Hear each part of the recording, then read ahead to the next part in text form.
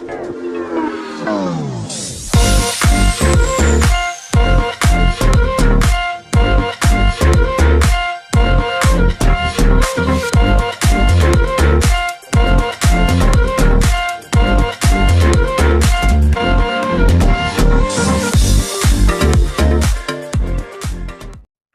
semua, salam sejahtera Malaysia. Info padu, info hangat disediakan di dalam channel ini.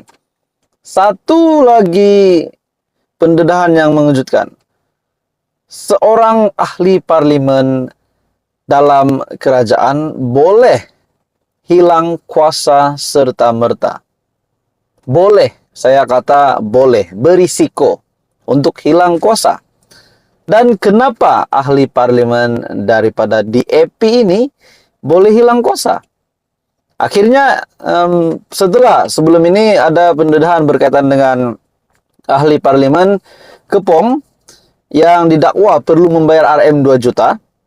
Akhirnya beliau berita susulan daripada tuntutan yang perlu dia bayar, perlu ahli parlimen Kepong bayar. Akhirnya, saudara-saudara, hari ini berita susulannya yang mengejutkan. Bagi saya ini pasti mengejutkan Perdana Menteri dan mengejutkan seluruh kerajaan. Dalam satu artikel daripada Utusan Malaysia, ganti rugi RM 2 juta, ahli parlimen Kepong rayu sumbangan. Persoalannya, saudara-saudara, kalau ahli parlimen Kepong tidak dapat membayar tuntutan RM 2 juta ini, bagaimana pula dengan statusnya? Adakah beliau berisiko untuk dipecat ataupun hilang kuasa serta-merta? Lim Lip Eng berisiko diisytihar bankrupt dan hilang kelayakan sebagai wakil rakyat jika gagal membayar denda RM 2 juta dalam tempoh 7 hari seperti yang diperintah Mahkamah Tinggi. Ia susulan keputusan mahkamah yang memutuskan ahli parlimen Kepong itu bersalah kerana memfitnah dan mencemarkan nama baik syarikat e-dagang Mount Space M. Sendirian Berhad dan pengasasnya Datuk Seri J.C. Lai 6 tahun lepas. Susulan risiko tersebut, Lip Eng melancarkan kempen mengumpul dana untuk membantunya membayar ganti rugi RM 2 juta kepada syarikat itu. Ahli parlimen Kepong itu berjanji jika beliau berjaya dalam rayuan untuk mengetepikan perintah ganti rugi tersebut, dana yang dikumpul tersebut akan disalurkan kepada badan kebajikan dan institusi pendidikan yang memerlukan bantuan.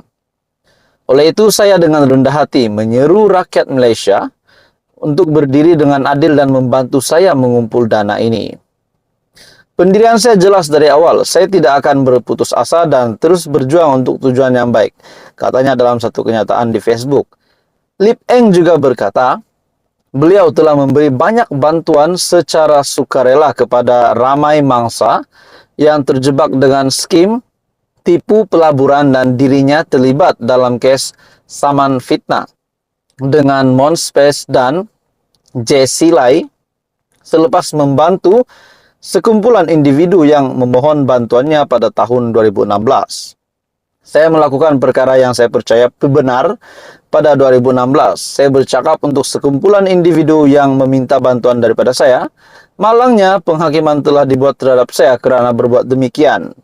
Saya mendapati memperjuang keadilan tidak pernah mudah dan selalunya implikasi melibatkan diri sendiri.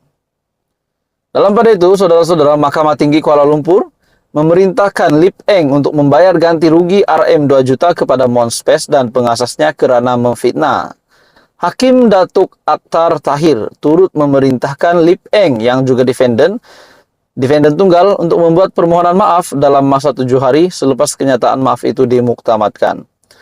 Jadi tuan-tuan dan puan semua, ini satu pendedahan yang mengejutkan bagi saya. Lip Eng juga memberitahu kepada utusan Malaysia telah memfailkan notis rayuan terhadap keputusan Mahkamah Tinggi yang mengarahkannya membayar ganti rugi RM 2 juta. Jadi tuan-tuan dan puan semua, seperti yang kita sedia maklum, Lim Lip Eng adalah ahli parlimen Kepong dan beliau adalah ahli parlimen Kepong di atas tiket Parti Tindakan Demokratik ataupun DAP di dalam gabungan Pakatan Harapan. Adakah ini bermakna seorang lagi ahli parlimen dalam kerajaan dalam Pakatan Harapan berisiko untuk hilang kuasa ataupun dipecat ataupun sebagainya? Jadi apa komen Anda? Teruskan bersama di dalam channel ini. Jangan lupa tekan butang like, share, dan subscribe. Hai semua, salam sejahtera Malaysia. Selamat datang ke channel Vels Lifestyle. Info padu, info hangat disediakan di dalam channel ini. Saudara-saudara, tuan-tuan dan puan-puan, seperti yang kita tahu, Presiden PAS Tan Sri Abdul Hadi Awang yang dipanggil ke mahkamah untuk menjadi saksi bagi pertuduhan rasuah pengundi yang berlaku di parlimen yang dimenangi oleh Presiden PAS pada pilihan raya umum ke-15, yaitu Parlimen Marang. Jadi, saudara-saudara, tuan-tuan dan puan-puan, akhirnya Abdul Hadi Awang dipanggil di mahkamah. Dan mesti menjadi persoalan ramai setelah Tan Sri Abdul Hadi Awang, Presiden PAS, dipanggil ke mahkamah. Apa yang berlaku dan adakah tuduhan yang diterima oleh 3 parlimen sebelum ini, Parlimen Kemaman, Parlimen Marang, dan Parlimen Kuala Terengganu, adakah tuduhan ini boleh dibuktikan bahwa memang benar ada pemimpin PAS, bukan Hadi Awang, tapi ada pemimpin PAS yang memberikan uang sogokan kepada pengundi untuk supaya mereka mengundi calon PAS di ketiga-tiga parlimen itu. Pada akhirnya pendedahan yang mengejutkan ini dari di mahkamah semasa Tan Sri Hadi Awang menghadirkan diri di mahkamah sebagai saksi.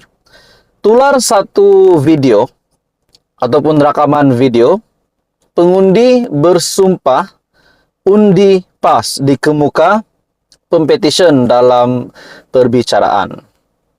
Rekaman video yang memaparkan seorang lelaki meminta pengundi bersumpah mengundi PAS antara yang dikemukakan pihak competition ketika perbicaraan petisi pilihan raya bagi Parlimen Marang di Mahkamah Pilihan Raya.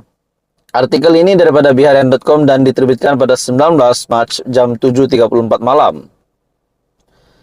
Selain itu, pihak competition Jasmir Othman yang diwakili Peguam Datuk Muhammad Hafarizam Haran turut mengemukakan rakaman audio suara Presiden PAS Tan Sri Abdul Hadi Awang ketika menghadiri satu program Semarak Gelombang Rakyat bersama Perikatan Nasional di Ladang Alam Warisan Kampung Tengah Seri Menanti Negeri Sembilan pada 21 Januari lepas.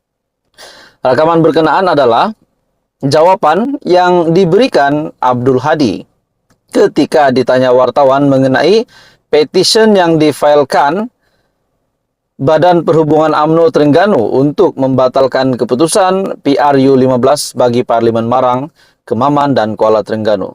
Jadi menjadi persoalan rekaman suara ini, apa maklumat yang disampaikan di dalam rekaman suara ini, di mana Hadi Awang didakwa beliau telah